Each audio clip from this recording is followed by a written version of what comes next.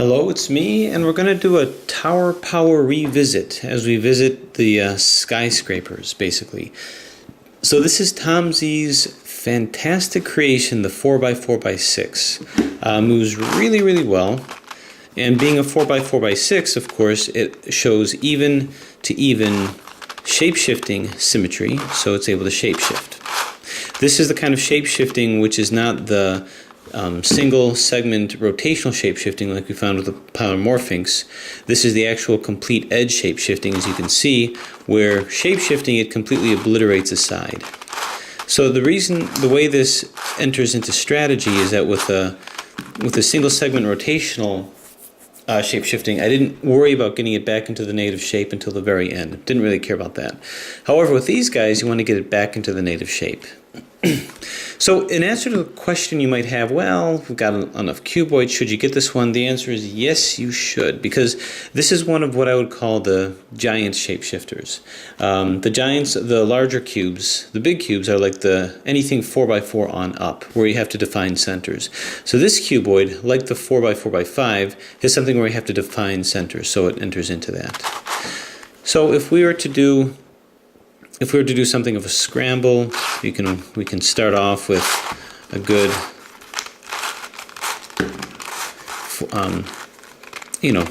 180-degree scramble over here. This can come over here, perhaps. This comes over here. Just kind of move things around. And now, in addition to this, just to make it more interesting, make it more exciting, this is just to show you how good the movement is we can start into our shape-shifting scramble as well. Now the thing about this is because it's 4x4x6, every component and every aspect can shape-shift. Now I'll tell you that to solve this, really, there's nothing new under the sun regarding solving this. But this is a combination of 3 different puzzles that you need to know to solve. You need to know how to solve a 4x4x4. You need to know how to solve the 3x4x5 and the 4x4x5. Because we're going to use aspects of all of those solutions and all of those strategies to tame this beast here. And just start to move it around here. Okay.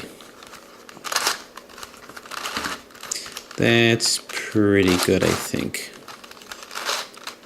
Alright, so we have, I think, a pretty good scramble. Maybe we can do a little better here. That's pretty good. Okay, so in terms of the strategy of how to solve this, one of my priorities is, of course, going to get it back into the native shape, the native cuboid form. And I'm going to borrow a couple of concepts. The first thing I'm going to do is I'm going to make the observation here that the top layer, the one that made the 6th layer, isn't really available to me in terms of turning. They're actually just extensions of here. So the ones that are available for me to turn right now are 1, 2, 3, 4 layers here, as I can't use this, 1, 2, 3, 4, and 1, 2, 3, 4. So basically, in its shape-shifted, fully scrambled form here, it really can only move as a 4x4. A 4x4 cube with extensions of one of the layers. It's like it's been of one of the segments. It's like it's been lopped on here. So basically my strategy is I'm going to solve it like a 4x4 by defining sides, defining edges, and then solving it once I've collapsed down like a 3x3. That's going to get me back into my native cuboid shape. Then it becomes like collapsed down to something about 3x3x5 actually. Now, what am I going to do with these extra pieces, though? Well, just like the 3x4x5, I'm going to define, I'm going to think of this as just an extension. This is going to be one and the same. But I'm going to define this not as this color here, red and blue. I'm going to define it based on what this color is here. So this whole segment is actually going to be orange, green, and white. The reason for this is once I get this to the cuboid form, I have to do it in a very specific way, or else I may find myself not able to solve it with 180-degree turns, finding parities that I just find a little too difficult to solve. But as long as I have the very edges, the very ends of the 6th layer solved at the ends, then I can solve the middles pretty easily. So that's how I'm going to do it. So the first step is, let's go ahead and solve it like a 4x4. Because this is even numbered, I don't have any faces, specific faces that I can draw upon like I did with the pyromorphings, or the master pyromorphings. So what I'm going to do is I have to define a face, and I'll start off with, say, the green side. So this is all 4x4 strategy. And I'm just going to put this in here, just define my centers.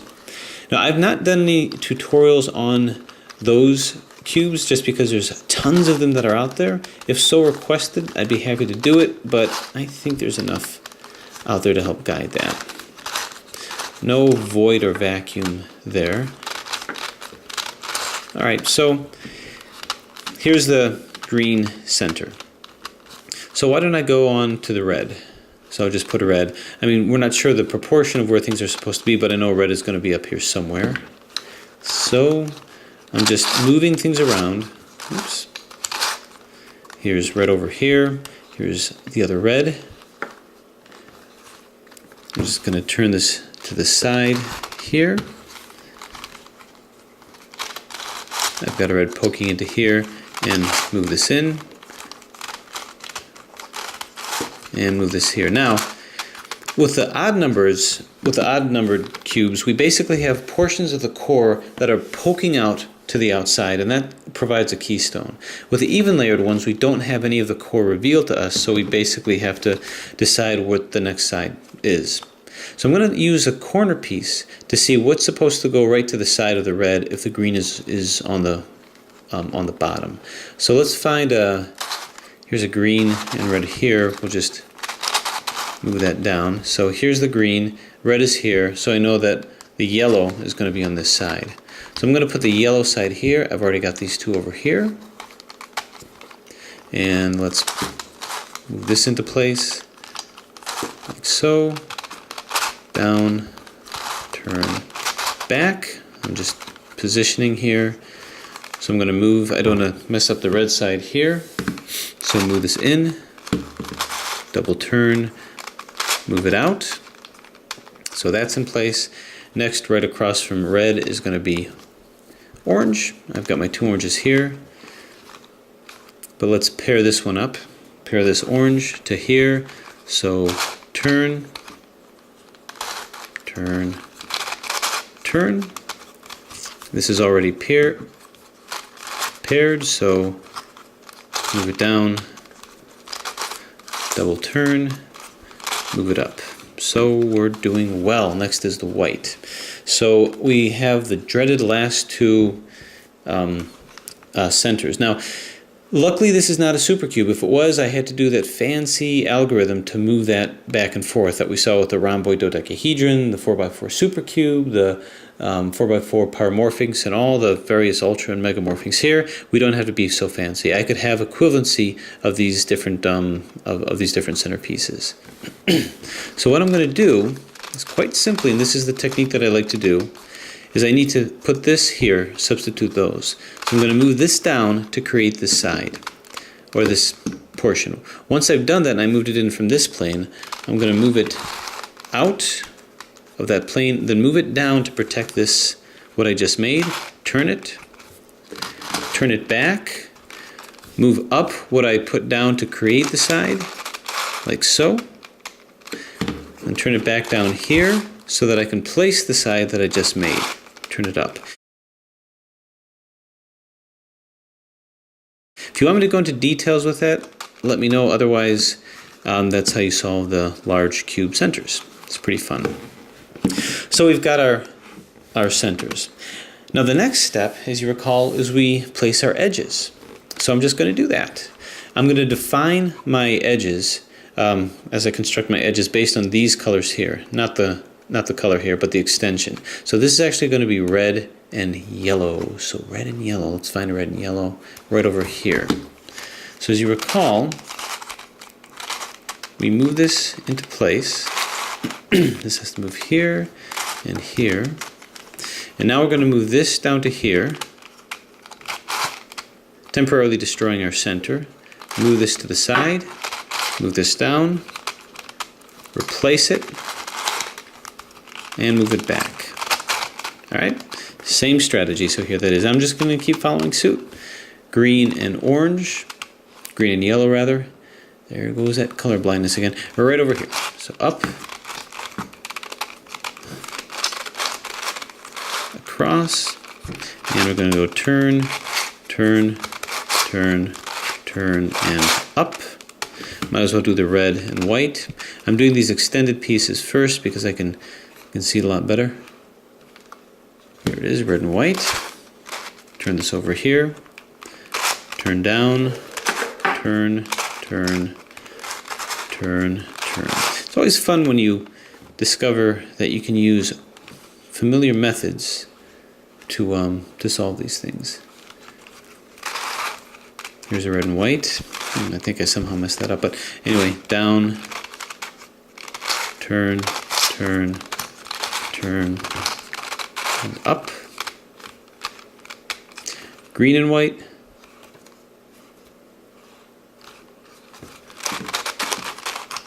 Right here. Line this up a little bit better.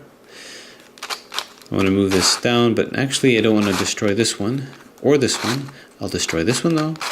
So down, turn, turn, turn, and up.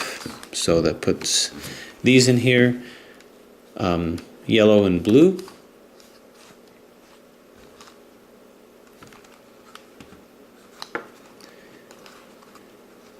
I'm sorry.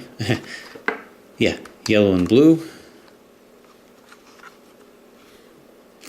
Right over here. So turn this like so.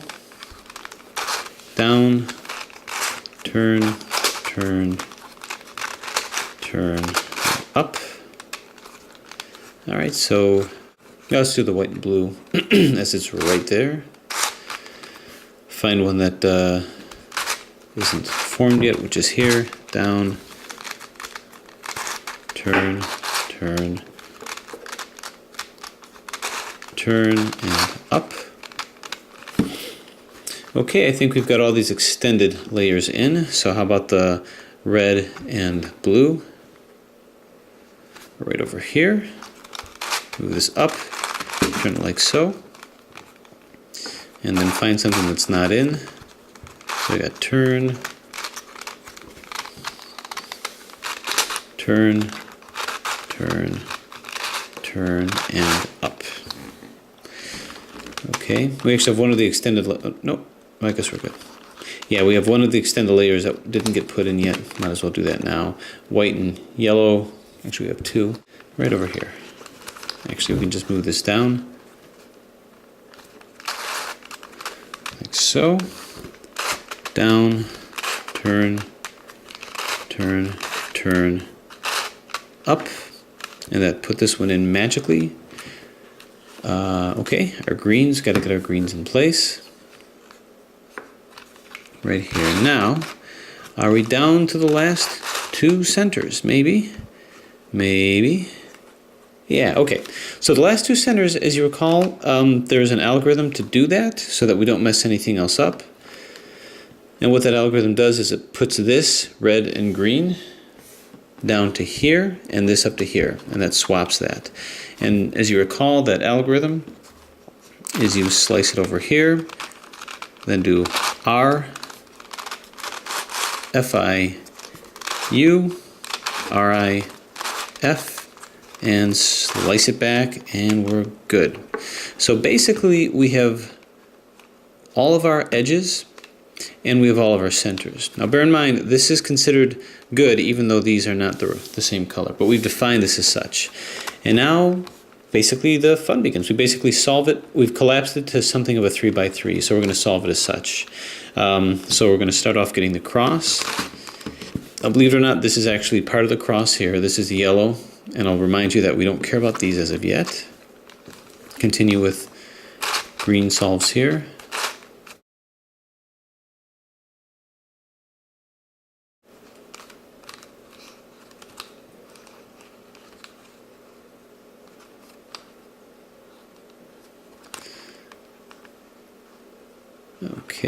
Okay. Something that I noticed right off the bat is this should be opposite this. So these two need to be flipped. That won't be a problem. Turn, turn, turn,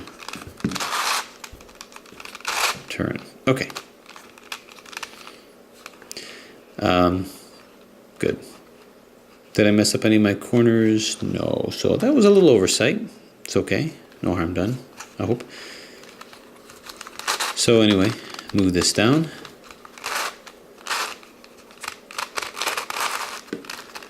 This moves down here and here. And this moves over here.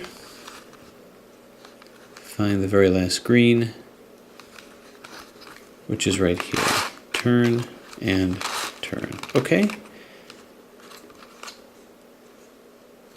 And turn. All right, so we basically, believe it or not, this is our cross. We've got that. Again, not worrying about these guys over here. So we're going to continue following suit and solve the rest of this side, quote unquote, this side. So we'll put all of our greens in place. Here's the green, white, and orange, which is going to be over here.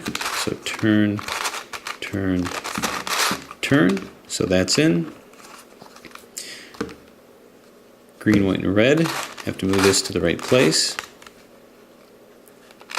which would be right here.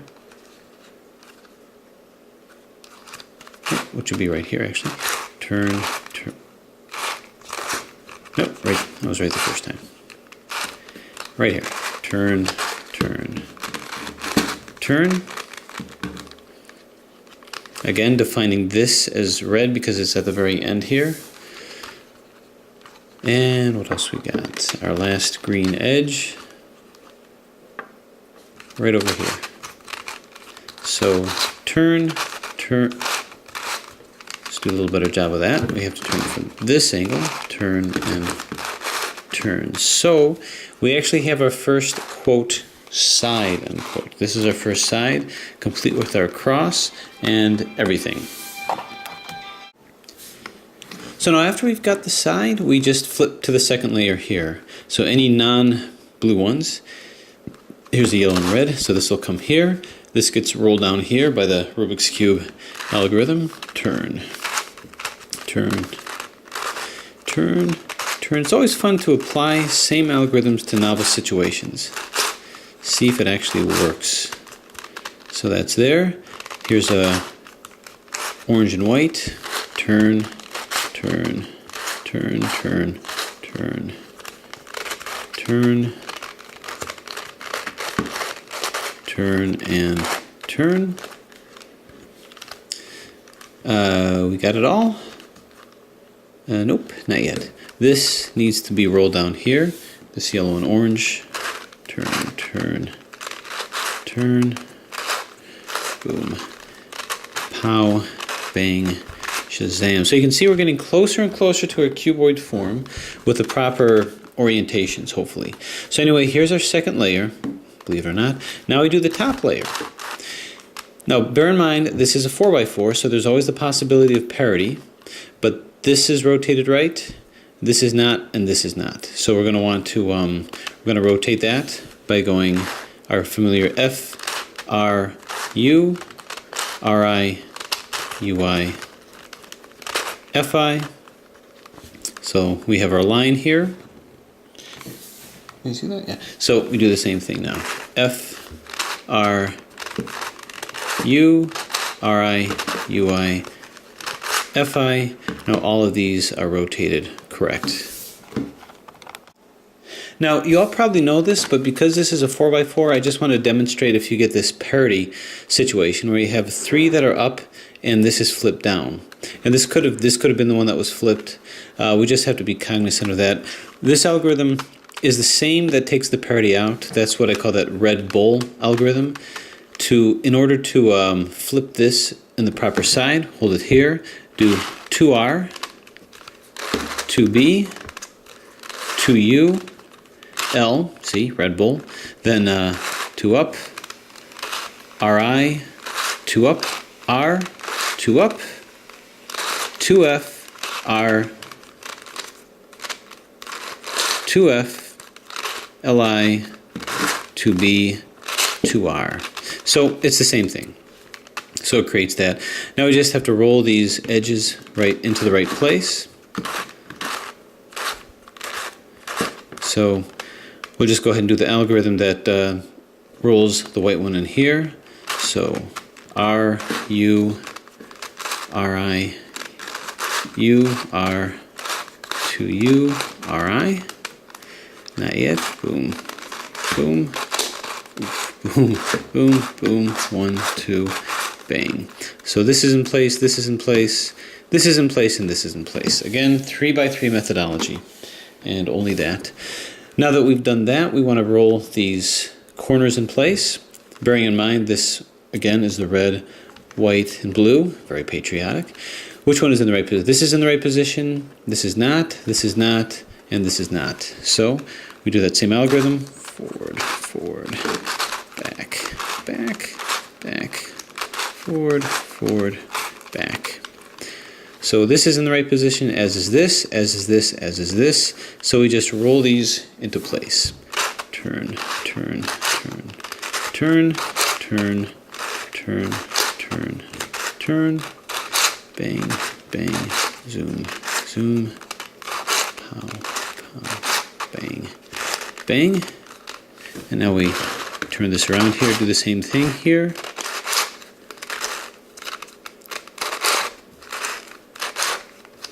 And we got it. Okay. So we got it back into its native shape, which is good. So we started off with 3x4x5 concepts of allowing these to be, these ends to define that particular edge piece or corner piece, and 4x4 and 3x3 methodology. Now, notice what I did by using that strategy. All of these, the tops and the bottoms are in the correct configuration, and I've defined my middles here. So that's already been done for me by doing it that way. All I have to do is put these in.